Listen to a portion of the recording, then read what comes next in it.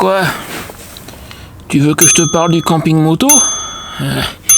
C'est sûr qu'au bout de 4 ans, camper avec une tente et une moto en quasi-permanence, ouais, je dois pouvoir t'en parler, c'est sûr, mais là, attends une minute. Ouais, t'es gentil. Et 11h du soir?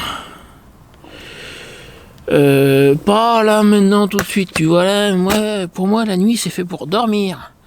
Alors tu sais ce qu'on va faire? Demain je vais sortir ma moto, je vais me trouver un petit coin tranquille, et puis je vais t'exposer 4 ans de camping moto, tout ce que j'ai appris. Je vais essayer de faire ça rapidement, en moins de 30 minutes. C'est promis. Ça va pas être facile, parce qu'il va y avoir pas mal de choses à dire, mais ouais, 4 ans de camping moto en moins de 30 minutes. On va faire ça demain matin. Mais là, dans l'immédiat, moi, c'est dodo. Allez, c'est parti. Enfin, ouais, je me comprends.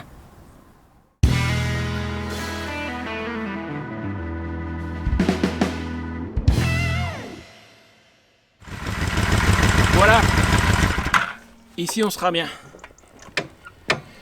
Alors, oui, tu peux camper à moto. Je le précise parce que figure-toi qu'on me l'a déjà sorti celle-là. Ah bon, on peut camper avec une moto? Évidemment, si tu peux camper à pied, hier t'as des mecs qui vont camper juste avec un sac à dos, la tente dans le dos, ta moto, quelle qu'elle soit, à la limite, peut porter plus que ce que toi tu pourrais porter dans un sac à dos. Donc oui, tu peux camper à moto, c'est vraiment pas un problème. C'est une autre façon de voyager à moto. C'est un bon moyen de faire des rencontres, j'en parlerai tout à l'heure. Tu peux camper à moto avec à peu près n'importe quel cylindré. Franchement, c'est pas un souci. Simplement, plus ta moto est petite, plus tu vas devoir être extrêmement sélectif dans l'équipement que tu vas emporter. D'ailleurs, une erreur classique de débutant, c'est d'emmener trop de choses de toute façon, quelle que soit la moto. Mais pour te donner une idée, donc là, d'accord, j'ai une très grosse machine. C'est un V4, 1300 cm3. Mais j'ai pas démarré avec cette moto-là. J'ai démarré avec un petit 500. Une Kawasaki EN500 ou Vulcan 500 que j'avais appelée Rocinante parce que je l'ai achetée, elle était dans un état à peu près comme le cheval famélique de Don Quichotte. Et donc ce petit 500, il m'a emmené un petit peu partout, jusqu'au fin fond de l'Espagne, jusqu'à Tarifa. Il est revenu par le Portugal, il est allé un peu partout en France aussi. Il a fait le boulot, il était peut-être un peu petit pour ce que je lui demandais, mais il ne faut pas perdre de vue que moi, je suis totalement nomade avec une moto, je voyage en permanence. Donc j'ai pas le même équipement que si je partais juste pour une semaine ou deux. Et quand même, le petit 500, il a fait le boulot. Maintenant, si tu veux voyager avec même plus petit que ça, moi je connais des gens qui font du camping moto en 125. Alors là, si le thème du camping moto vraiment avec une très petite moto t'intéresse, je te conseille d'aller en discuter avec Bernie de la chaîne Ma Bande de Potes. Je vais te mettre un raccourci là-haut. Lui, il voyage et il fait notamment du camping moto avec une Shadow 125. Comme quoi, c'est possible même avec une très petite moto, c'est pas un souci, tu peux. Salut Seb, salut à toutes et à tous, j'espère que vous allez bien. Eh ben écoute déjà Seb, merci beaucoup de me faire participer à ta vidéo, c'est super sympa. Et je réponds à ta question avec grand plaisir. Bon, je crois que tu abordes un thème qui est vraiment intéressant et franchement je suis de ton avis. Je pense qu'on peut très bien voyager avec une moto de petite cylindrée. On peut très bien partir en bivouac, en campement avec une 125 cm3. C'est vraiment pas un problème. Le seul souci, mais tu l'as évoqué, c'est vrai que c'est le problème du poids. Parce que quand on a une petite cylindrée, bon, une moto, c'est pas un camping-car, hein. Donc, faut faire attention au poids, faut être vigilant par rapport à ça. Faut pas partir avec une tente 8 places, faut pas partir avec un barbecue en métal qui fait 15 kilos. Mais si on fait attention à ça, ben, il y a vraiment aucun problème. Et moi, j'ai même des potes qui partent faire des virées, des vraies virées de plusieurs centaines de kilomètres avec des mobylettes, des 103 Peugeot. Et pour illustrer ça, eh ben, je vous ai ressorti une image que j'ai pas encore diffusée sur ma chaîne. Je l'ai tournée au mois de mai dernier. J'étais au Maroc et regardez, dans un col, on traversait la chaîne de l'Atlas, on était à plus de 2000 mètres d'altitude avec mes potes et on est tombé sur ces deux baroudeurs. Alors, assez incroyable, je vous le cache pas. Ils s'appellent Jules et Stéphane. Et eux, eh ben, vous le voyez, ils ont carrément acheté deux 50 cm3, c'est des petites DT Yamaha à vitesse. Alors, des motos qui étaient vraiment pas neuves, hein, elles avaient des heures de vol, comme on dit, et ils sont partis pour un périple au Maroc de plus de 1000 km. Ils ont traversé les montagnes, ils sont allés jusqu'au désert, et tout s'est très bien passé. Et vous voyez, ils ont carrément sur leur porte-bagages une caisse en plastique, tout simplement. Ils n'avaient même pas de tente, ils avaient juste 3 jeans, 2 t-shirts, une paire de baskets, et en avant Guingamp, roulé jeunesse, ils sont partis et tout s'est très bien passé. Et moi, j'ai été très marqué par cette rencontre avec eux. J'ai fait une petite vidéo que je diffuserai bientôt. Et franchement, pour moi, ils incarnent vraiment l'aventure à moto. C'est-à-dire qu'ils prouvent que même avec une petite 50 cm3, bien déglinguée en plus, on peut partir bivouaquer, on peut partir vivre l'aventure. Il faut juste avoir l'esprit, il faut juste avoir envie de franchir le pas, envie d'aller à la rencontre des gens, envie d'aller à la découverte de nouveaux horizons. Et là, ils ont vraiment vécu une aventure géniale. Voilà, je voulais juste vous montrer cette image parce que je la trouve super sympa et je vous souhaite une très bonne fin de vidéo avec Seb. Salut, à bientôt.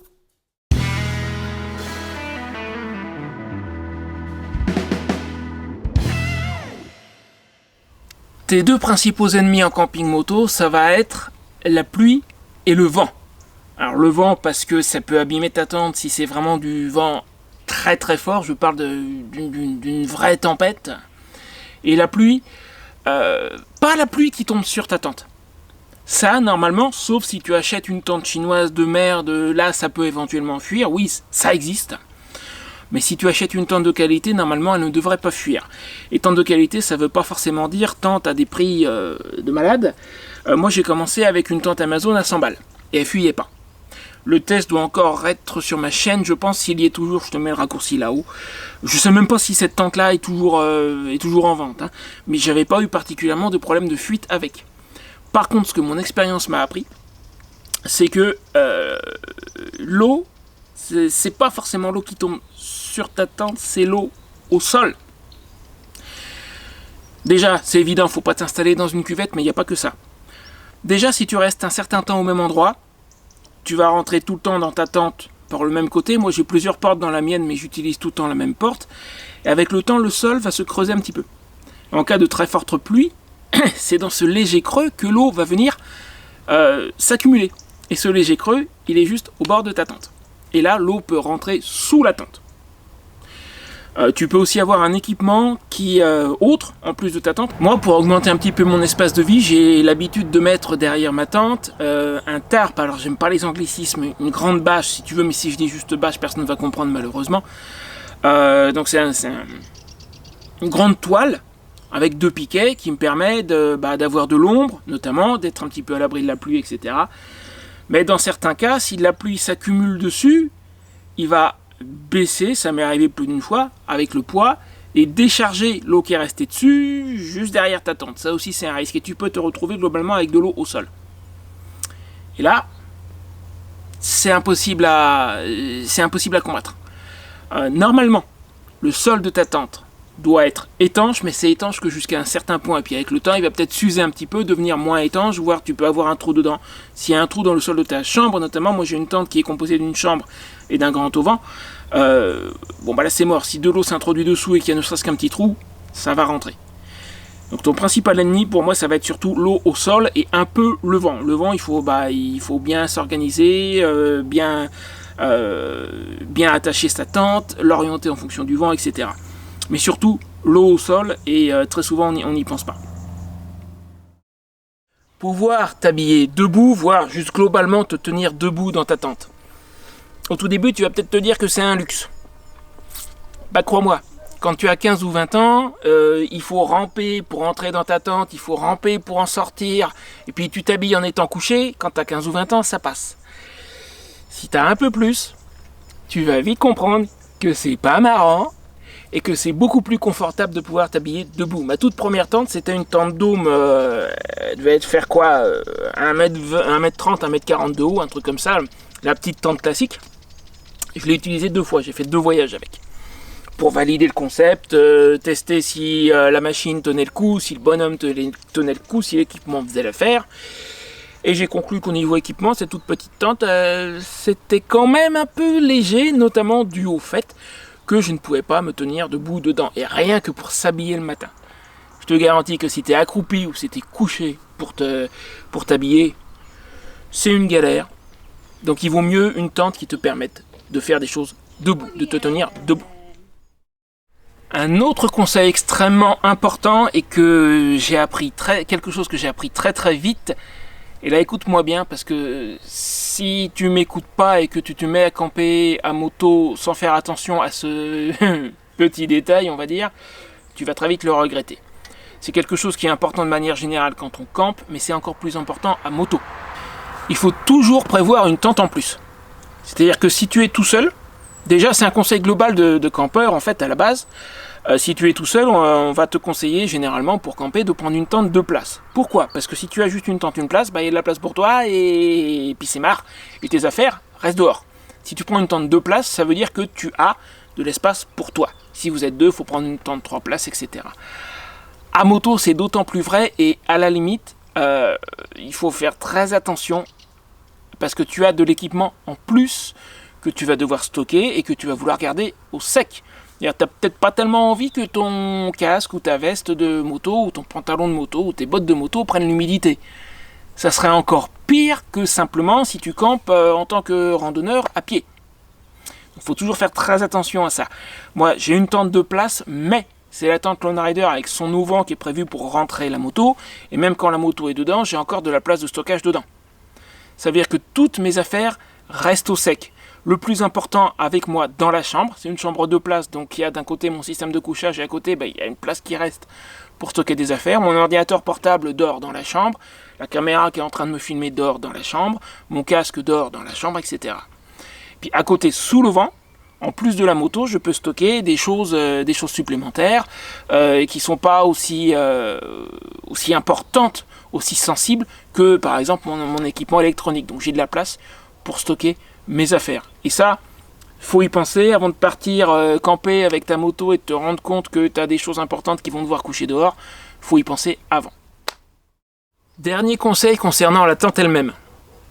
Si tu pars juste pour 3-4 jours, pour une semaine, tu es juste en train de faire un test par exemple, ou c'est vraiment juste une fois de temps en temps, dormir au sol, ça ne sera pas un problème. Et je l'ai fait, moi au début, je l'ai fait pendant... à présent j'ai un lit de camp, mais combien de temps j'ai dormi au sol? Laisse-moi réfléchir, au moins 2 ans et demi, 3 ans. Mais par expérience, du coup, je peux te dire que c'est quand même pas ce qu'il y a de plus confortable, notamment parce que à chaque fois que tu veux te coucher ou te relever, tu es au sol, donc c'est un effort en plus, c'est plus compliqué, notamment de te relever. Et là, encore une fois, si tu as 15 ou 20 ans, c'est pas un problème. Si tu en as 40, 50, 60, être à ça du sol, c'est pas grand-chose, mine de rien. Mon lit de camp doit faire, je crois, quelque chose comme 15 cm de haut. C'est pas grand-chose, mais ça change la vie. Crois-moi sur parole. Juste ne pas être totalement au sol, avoir quelques centimètres, ça fait une grosse différence. C'est beaucoup plus facile pour se coucher ou se relever. Donc voilà, encore une fois, dormir au sol, si c'est juste pour quelques jours, tu fais juste un essai, pas de souci, ça se fait. Je l'ai fait pendant un sacré moment. Mais si tu veux camper à moto assez régulièrement, voire sur des périodes un peu prolongées, ne pas être au sol, alors tu as 2 choix, hein. Tu as soit le lit de camp, comme moi, j'ai un lit de camp plus un matelas pneumatique par-dessus, ou alors un matelas pneumatique assez épais pour avoir un certain confort. Le lit de camp, ça demande du temps d'installation en plus, c'est le petit défaut. Mais ça fait que tu n'es vraiment pas au sol du tout.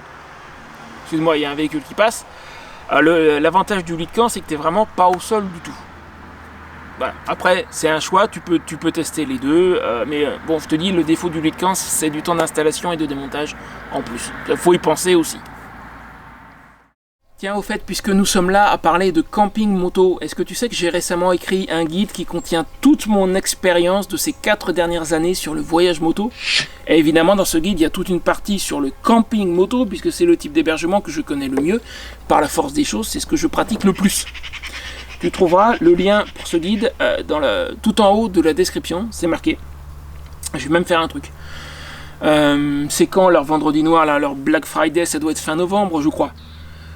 Eh ben, je vais te faire une réduction. D'habitude, je vends ce guide 7 €, je vais te le mettre à 5, ça doit faire à peu près 25% de réduction, un truc comme ça. J'ai pas fait le calcul, honnêtement. Je vais te le mettre à 5 €. jusqu'au fameux vendredi noir. Donc je sais pas exactement combien de temps tu as, mais c'est pas très longtemps, ça doit être à tout casser 2 semaines pour profiter de la réduction. Et en plus de ça, si tu veux que je t'aide en personne pour démarrer le voyage moto, et y compris le camping moto, je peux t'aider directement en visio. Tu verras dans le guide, il y a un moyen pour qu'on puisse avoir, toi et moi, une séance en visio 2 heures par mois pour te conseiller, te guider, t'éviter éventuellement de faire certaines erreurs que j'ai pu commettre, bref, te faire partager de mon expérience en personne, un sur un, c'est-à-dire juste toi et moi, en direct, en visio. Voilà, c'est tout. Tu as le lien pour le guide dans la description. Je te laisse regarder. Sur ce, on continue et on va parler des défauts et des avantages du camping moto. Et à mon avis, enfin c'est mon expérience, hein, les avantages dépassent largement les petits défauts qu'il peut y avoir.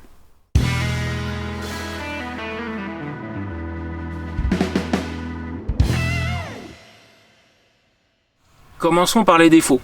Alors évidemment, tu vas être obligé d'acheter un peu de matériel, hein, parce que si tu vas à l'hôtel, bah, tu as déjà un toit sur la tête, tu as une table, tu as une chaise, tu as un lit. Si tu veux camper, il te faut du matériel à toi que tu vas emmener, donc il y a un petit peu d'investissement. Pour pratiquer le camping moto, c'est évident. Accessoirement, ce matériel, ça sous-entend que tu vas avoir du temps d'installation et du temps de désinstallation pour tout mettre sur ta moto. Donc c'est du temps, ce sont des efforts pour t'installer, pour repartir, nécessairement. Ça, ce sont pour moi les 2 défauts, les 2 vrais défauts du camping moto. Mais à côté de ça, tu vas faire des rencontres. Si tu vas dans un hôtel, tu as ta clé, tu rentres dans ta chambre, tu peux peut-être faire quelques rencontres au restaurant de l'hôtel, mais bon, c'est pas inné, on va dire. Si tu campes avec ta moto, et notamment si tu vas en camping, moi personnellement je pratique pas le camping sauvage. Il y en a qui le font, hein, c'est pas la question, moi c'est pas spécialement ce que je fais. Je vais en camping, donc je loue un emplacement. Et une de mes motivations justement, j'ai vécu comme un ours pendant 20 ou 25 ans, j'étais au fond d'un appartement à ne quasiment jamais voir personne. Moi demain si tu mets, attends, il y a une voiture qui passe, je vais la laisser passer, je te reprends dans une seconde. Si demain tu me mets dans un appartement, tu me donnes les clés, il y a l'électricité, il y a une connexion internet, il y a un frigo, je m'enferme, tu ne me vois pas pendant une semaine. Je suis parfaitement capable, c'est comme ça que je vivais avant. Je sortais pour aller faire mes courses et c'était quasiment tout. Et une de mes motivations, c'était de me dire, si tu vis en camping, tu seras obligé de voir du monde. Et par expérience, encore une fois, puisque c'est ça que je te donne là, que je t'offre là aujourd'hui, c'est mon expérience, je te garantis que c'est absolument vrai. Si tu plantes ta tente sur un emplacement de camping, avec du monde autour, tu vas faire des rencontres, tu n'auras pas le choix. Et je te garantis que c'est extrêmement enrichissant. Moi, je me suis ouvert, mais c'est la personne que tu vois aujourd'hui face à la caméra. Si on pouvait remonter le temps, hein, Marty, donnez-moi une DeLorean et on remonte d'une dizaine d'années, tu me reconnaîtrais pas. Physiquement, peut-être. Mais du point de vue de mon attitude et de mon mode de vie, tu me reconnaîtrais pas, je te garantis. Si tu plantes ta tente, et puis en plus de ça à moto, on va venir vers toi par curiosité, parce que c'est quand même pas ce qu'il y a de plus commun. Dans les campings, on trouve des gens qui voyagent en caravane, qui voyagent en van, qui voyagent en camping-car. C'est un collègue qui passe. C'est peut-être bien un scooter d'ailleurs, mais enfin bref. On trouve des gens qui sont... Alors, il y a de moins en moins de tentes, mais il y en a encore, mais des gens qui sont en tente avec une voiture. À moto, il y en a, mais c'est quand même un peu moins commun. Et il y a des gens qui vont venir vers toi par curiosité. Et puis tu as tout simplement, s'il y a d'autres motards, ils vont aussi venir vers toi parce que c'est des motards. Et là le contact est extrêmement facile, évidemment. Donc si tu campes avec ta moto dans un camping, encore une fois, je parle d'un emplacement de camping, je ne parle pas de camping sauvage, c'est obligé, tu vas rencontrer du monde. Tu n'auras pas le choix. Tu vas aussi apprendre le minimalisme en campant avec une moto. Et globalement en voyageant à moto d'ailleurs, mais encore plus en campant parce que tu pourras emporter moins de choses vu qu'il y a de la place dans tes bagages qui sera prise par ton équipement de camping. Alors tu vas pas être aussi minimaliste que les gens qui voyagent à vélo ou à pied, eux ce sont vraiment les rois du minimalisme, mais dans une certaine mesure, tu vas apprendre un petit peu ce que c'est. Et comme je disais, je crois que je l'ai dit en début de vidéo, une erreur très commune de débutant, c'est d'emporter trop d'affaires, et j'en ai été coupable aussi. Je suis parti notamment avec un bouquin que j'ai pas réussi à finir. C'était un bouquin en espagnol, un truc assez velu, assez difficile. J'ai fini par le laisser chez quelqu'un parce que de toute façon je le lisais pas, il prenait de la place dans mes bagages.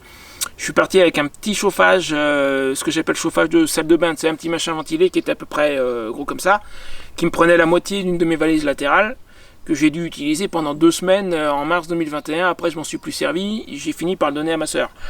Ouais, donc tu vas apprendre un petit peu de minimalisme, et ça je le compte pas dans les défauts, c'est un avantage.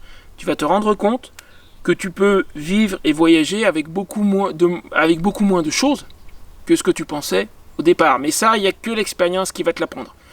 Tu vas partir, tu vas commencer, et puis tu vas te rendre compte qu'au bout d'un moment, il y a des choses que tu élimines. Tu vas devoir apprendre à sangler tes bagages aussi. Alors ça, je le compte ni comme un avantage, ni comme un défaut. C'est une compétence à acquérir.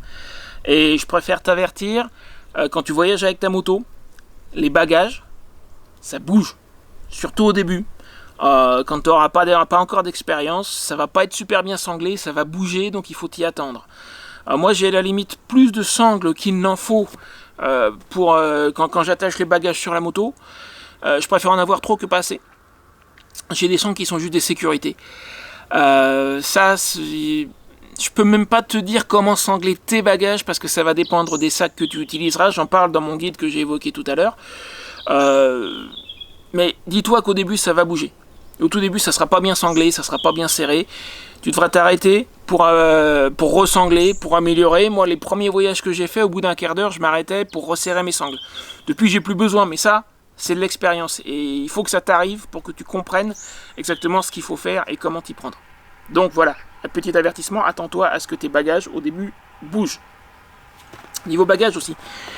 Tant que tu restes sur la route, écoute, sincèrement, moi je n'ai jamais pesé. J'avais vu au tout début des conseils qui disaient il faut peser ce que tu vas mettre dans tes valises latérales. Je ne les ai pas pesées une seule fois, sincèrement. Par contre, j'utilise du bon sens. C'est-à-dire que je ne vais pas mettre une tonne de trucs très lourds à droite et puis rien à gauche. Je le fais au jugé, mais je m'arrange pour que ce soit à peu près équilibré. Après, il n'y a pas besoin, sincèrement, d'être au gramme près, je pense pas, sauf si tu comptes sortir de l'asphalte. Là, c'est probablement un peu plus important. Mais moi, qui roule uniquement sur route, ma moto n'est pas faite pour faire du tout-terrain, je cherche pas à peser, sincèrement. Par contre, je fais attention à mettre, au niveau de ce que je charge sur la selle, ce qui est le plus lourd, ça va en bas sur la selle, notamment ma tente, et tout ce qui est équipement de camping, le plus bas possible, évidemment, pour une question de centre de gravité. Mais c'est tout. Sans ça, sincèrement, je pèse pas. Je sais à peu près, oui, à une époque j'ai pesé l'ensemble de mes bagages, je sais à peu près ce que j'ai, je sais que je ne dépasse pas la limite de charge de la moto, j'en suis loin, mais au niveau équilibre, j'ai jamais pesé les valises latérales. Non. Voilà, je pense qu'on a fait à peu près le tour des tenants et des aboutissants du camping moto. Alors en conclusion, est-ce que je te recommande d'aller camper avec ta moto ou au minimum d'essayer une fois ? Carrément, oui. Je ne vais pas dire le contraire. Moi, je te dis, c'est le mode d'hébergement que j'ai choisi. J'en suis très content. Ça vaut vraiment la peine. Pour moi, si tu veux, ça va bien avec le monde de la moto qui est... tu roules avec ta moto, tu n'es pas enfermé comme dans une voiture ou comme dans un camion, un camping-car, etc. Tu es au contact des éléments. En camping, c'est pareil. Sincèrement, je te recommande d'essayer au moins une fois. Alors évidemment, si tu as 75 ans et que tu ne te sens pas de faire les efforts nécessaires pour pouvoir camper avec ta moto, je comprends. Si tu préfères quelque chose de plus facile et prendre une chambre d'hôtel ou louer un Airbnb, je comprends aussi. Mais sincèrement, si tu t'en sens physiquement capable, tu devrais essayer au moins une fois. Voilà. Et puis après, tu décides si c'est pour toi ou si c'est pas pour toi. Mais je te recommande, moi, de tenter. Si tu veux en savoir plus au niveau camping, il y a 2 ou peut-être même 3 ans, j'avais fait une vidéo avec un ensemble de conseils purement sur le monde du camping, sur l'utilisation d'une tente, etc. Je te mets la vidéo juste là. Je pense qu'elle peut être utile. Et oublie pas, mon guide sur le voyage moto, encore une fois, il est dans la description. Sur ce, je te dis à très bientôt et merci d'être venu.